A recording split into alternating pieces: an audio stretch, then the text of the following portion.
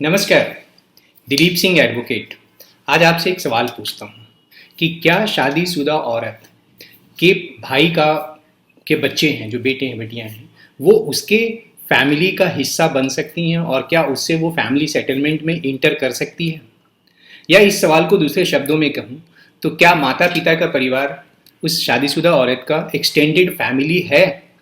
Supreme court के पास ऐसे ही दो सवालों के जवाब तलाशने थे और एक बहुत ही इम्पॉर्टेंट केस में उन्होंने उसका फैसला दिया। और जो दो सवाल थे उसके पास कि क्या भाई के बेटे उस शादीशुदा औरत के साथ एक फैमिली सेटलमेंट में इंटर कर सकते हैं या नहीं।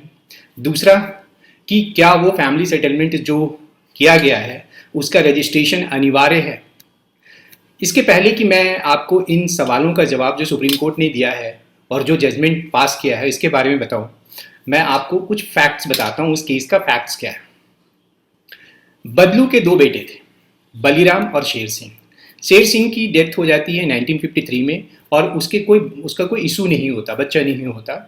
तो और उसके पीछे केवल उसकी जो विधवा होती है श्रीमती जगनो, वो रहती है। बदलू के बहुत सारी जमीन थे, खेतिहर जमीन थे गुड़गांव डिस्ट्रिक्ट में। तो बदलू के मरने के बाद जो प्रॉपर्टी का बंटवारा होता है और उसमें शेर सिंह की संपत्ति उसकी पत्नी को मिलती है, श्रीमती जगनो को। जगनो एक फैमिली सेटलमेंट में इंटर करती है अपने भाई के बेटों के साथ और अपनी जो प्रॉपर्टी उसको अपने हस्बैंड से मिली थी, आधा हिस्सा पूरा, वो उसको अपने भाई के बेटों को दे देती है। बाद में उसके भाई के बेटे एक मुकदमा फाइल करते हैं जगनों के खिलाफ और क्लेम करते हैं, डिक्लेरेशन का सूट फाइल करते हैं कि भाई वो एग्रीकल्चर लैंड के मालिक हैं। जगनों अपना जवाब फाइल करती है और उस जवाब में वो उसको मान लेती है और इस तरीके से एक कंसेंट डिक्री पास होता है और वो डिक्री 10/8/91 को पास होता है। बाद में एक दूसरा सूट फाइल होता है जिसमें जगनू के हस्बैंड जो थे उनके भाई के बेटे फाइल करते हैं और उनमें ये कहते हैं कि भाई ये डिग्री गलत पास हुआ है। और इसको जगनू और उसके भाई के बेटे कंटेस्ट करते हैं और कहते हैं कि भाई देखो, जो डिग्री पास हुआ है उसमें पहले एक प्री एग्जिस्टिंग राइट था, पहले से एक राइट क्रिएट हो गया था उस प्रॉपर्टी में उस फैमिली सेटलमेंट के द्वारा, और इसलिए वो कॉम्प्रोमाइज डिग्री पास हो सकता है। और डिग्री जो है केवल पहले से जो राइट एग्जिस्ट कर रहा था उसको एफॉर्म करता है, कोई नई चीज़, नई राइट क्रिएट नहीं करता।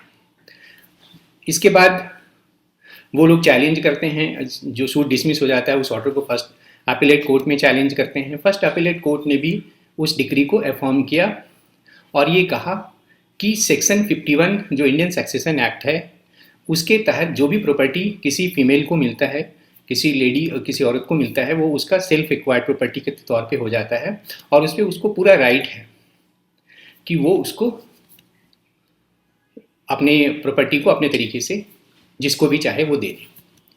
अपीलेट कोर्ट कहती है, ये भी कहती है कि भाई जो उसके ब्रदर, जगनू के ब्रदर के बेटे हैं, वो कोई स्ट्रेंजर नहीं है, इसलिए वो फैमिली सेटलमेंट में इंटर कर सकते हैं। इसके बाद जो श्रीमती जगनू के हस्बैंड के बेटे थे जिन्होंने सूट फाइल किया था और सेटलमेंट को चैलेंज किया था, वो हाई कोर्ट जाते हैं, Punjab and Haryana high court. Punjab Haryana high court भी डिग्री को रिकॉग्नाइज करती है और इस तरीके से मैटर सुप्रीम कोर्ट पहुंचता है। सुप्रीम कोर्ट में जो अपीलेंट थे, जो श्रीमती जगनू के हस्बैंड के बेटे थे, जो अपीलेंट थे, उनकी तरफ से मिस्टर यादव एडवोकेट थे। उन्होंने जो मेन आर्गूमेंट किया वो ये था, पहला आर्गूमेंट उनका ये था कि फैमिली सेटलमेंट नहीं हो सकता है क्योंकि जो श्रीमती जगनू के भाई के बेटे हैं वो स्ट्रेंजर, वो अजनबी हैं एक तरीके से, वो उस फैमिली का, ज्वाइंट फैमिली का हिस्सा नहीं है। और दूसरा कहा कि जो फैमिली सेटलमेंट हो सकता है वो केवल वहीं हो सकता है जहां पहले से राइट एग्जिस्ट कर रहा हो, और यहाँ पे चूंकि ये स्ट्रेंजर थे इसलिए इनका राइट एग्जिस्ट नहीं कर रहा था, तो इसलिए जगनू ट्रांसफ़र नहीं कर सकती प्रॉपर्टीज़ को किसी स्ट्रेंजर को फैमिली सेटलमेंट के द्वारा, और ये violation according to transfer act, transfer property act और इंडियन रजिस्ट्रेशन एक्ट और इंडियन स्टैम्प एक्ट। उसके बाद जो बात कही कि जो रजिस्ट्रेशन जो कॉम्प्रोमाइज डिग्री पास हुआ था उसको कंपलसरी रजिस्ट्रेशन होना चाहिए सेक्शन 17 के द्वारा, सेक्शन 17 के अंदर, और अगर उन्होंने नहीं कराया है उस रजिस्ट्रेशन तो कोई राइट एक्रू नहीं होता है उस कंसेंट डिग्री के द्वारा। दूसरी तरफ से जो एडवोकेट थे वो मिस्टर मनोज स्वरूप थे और सीनियर काउंसिल हैं, और उन्होंने ये कहा कि जो कंसेंट डिग्री से में जो जिस प्रॉपर्टी का जिक्र हो रहा है उसमें पहले से एक राइट एग्जिस्ट करता है फैमिली सेटलमेंट के द्वारा, तो 2 साल पहले हुआ है। और जिसमें अपनी राइट को श्रीमती जगनू ने उनके फेवर में छोड़ दिया है, इसलिए इसके रजिस्ट्रेशन की ज़रूरत नहीं है। वैसे मैं बता दूं सेक्शन 17 आपका जो रजिस्ट्रेशन एक्ट का है वो ये बताता है कि भाई किस किस कंडीशन में रजिस्ट्रेशन करना ज़रूरी है। अब सुप्रीम कोर्ट ने क्या कहा ये देखिए। सुप्रीम कोर्ट ने सबसे पहले तो ये कहा कि जहाँ भी प्री एग्जिस्टिंग राइट होता है उसकी बेसिस पर अगर कोई कॉम्प्रोमाइज डिग्री पास होती है तो उसका रजिस्ट्रेशन जरूरी नहीं है सेक्शन 17 सबसेक्शन 2 क्लॉज 4 के अनुसार। और उसने कहा कि भाई जो रजिस्ट्रेशन की कोई ज़रूरत नहीं है और बगैर रजिस्ट्रेशन के भी, कंसेंट डिग्री के बगैर रजिस्ट्रेशन के भी उनको राइट एक्रू कर रहा है, और उसको बोला सुप्रीम कोर्ट ने इस पॉइंट को सेटल कर दिया। दूसरा जो पॉइंट है कि वो कह रहे थे जो कि ये स्ट्रेंजर हैं, तो उन्होंने सुप्रीम कोर्ट ने जो कंसेप्ट फैमिली के कॉन्सेप्ट को फैमिली सेटलमेंट की नज़र से डिस्कस किया, और इसके लिए सुप्रीम कोर्ट ने इस केस में अपने ही 3 जजेस बेंच का एक जजमेंट है, रामचरण दास वर्सेस गिरिजानंदिनी देवी 1965 3 SCR 841 उसका सहारा लिया, और उसमें ये कहा कि कोई भी पार्टी फैमिली सेटलमेंट का बेनिफिट ले सकती है जो किसी भी तरीके से प्रॉपर्टी में जिसका क्लेम हो और जो किसी भी तरीके से फैमिली से जुड़ी हुई हो, और जो फैमिली सेटलमेंट होता है वो कोई एलिनेशन नहीं है प्रॉपर्टी का, और इसलिए ये कोई नया इंटरेस्ट क्रिएट नहीं करता। सुप्रीम कोर्ट ने इस केस में एक और बहुत ही फेमस जजमेंट का सहारा लिया जो एक लैंडमार्क जजमेंट है इस फैमिली सेटलमेंट के पॉइंट पे, ये भी 3 जजेस बेंच का है।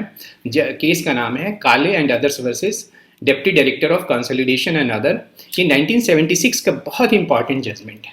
इसमें फैमिली को लेकर डिस्कस किया गया, और फैमिली सेटलमेंट को, फैमिली को ये बहुत ही वाइडर सेंस में लिया है। इसमें जो ना केवल लीगल एयर को इंक्लूड करता है और क्लोज रिलेशन को इंक्लूड करता है, बल्कि ये कहता है कि जहाँ से किसी भी तरीके से जो जुड़े हुए हैं और कहीं भी एंसीडेंट टाइटल जा सकता है, या उस व्यक्ति के मरने पे उस प्रॉपर्टी को सक्सेशन के द्वारा वहाँ तक पहुँच सकता है, वो सारे लोग इस फैमिली का हिस्सा बनते हैं।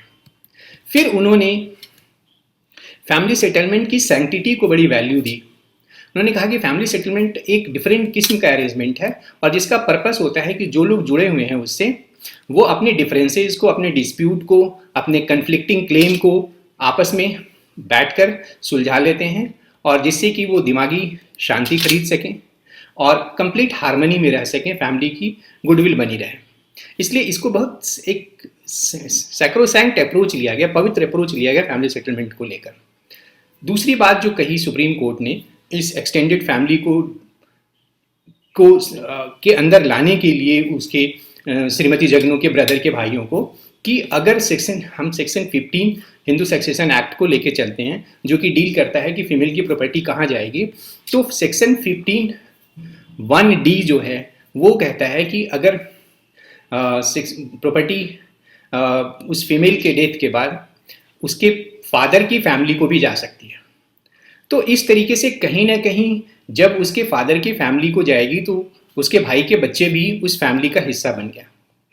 इस तरीके से वो जो लोग हैं, जो उसके भाई के बच्चे हैं, वो उसके श्रीमती जगनू के एक्सटेंडेड फैमिली का हिस्सा है और फैमिली का हिस्सा है, इसलिए फैमिली सेटलमेंट हो सकता है।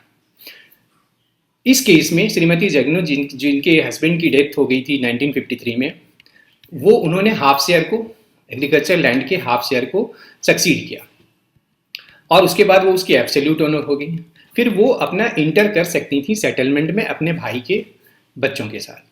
तो सुप्रीम कोर्ट ने 2 चीज़ें जो बहुत इम्पॉर्टेंट कही, पहला कि फैमिली सेटलमेंट के रजिस्ट्रेशन, फैमिली सेटलमेंट के जरिए जो कंसेंट डिग्री पास हुआ उसके रजिस्ट्रेशन की ज़रूरत नहीं है।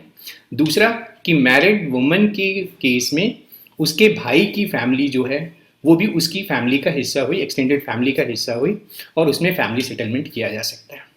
ये आम लोगों से जुड़ा हुआ मुद्दा था और इसका बहुत ही वाइडर सिग्निफिकेंस है डे टू डे लाइफ में। होप आपको, आशा है, अच्छा लगा। जजमेंट की जो चीज़ें हैं वो आगे फ़ायदा पहुंचाएंगी अपनी जानकारी के लिए भी, और अगर आप एडवोकेट हैं तो प्रैक्टिस के लिए। आपको ये वीडियो कैसा लगा आप ज़रूर बताइए, और अगर आपने मेरा चैनल अब तक सब्सक्राइब नहीं किया है तो प्लीज़ सब्सक्राइब कीजिए। Thank you very much. नमस्कार।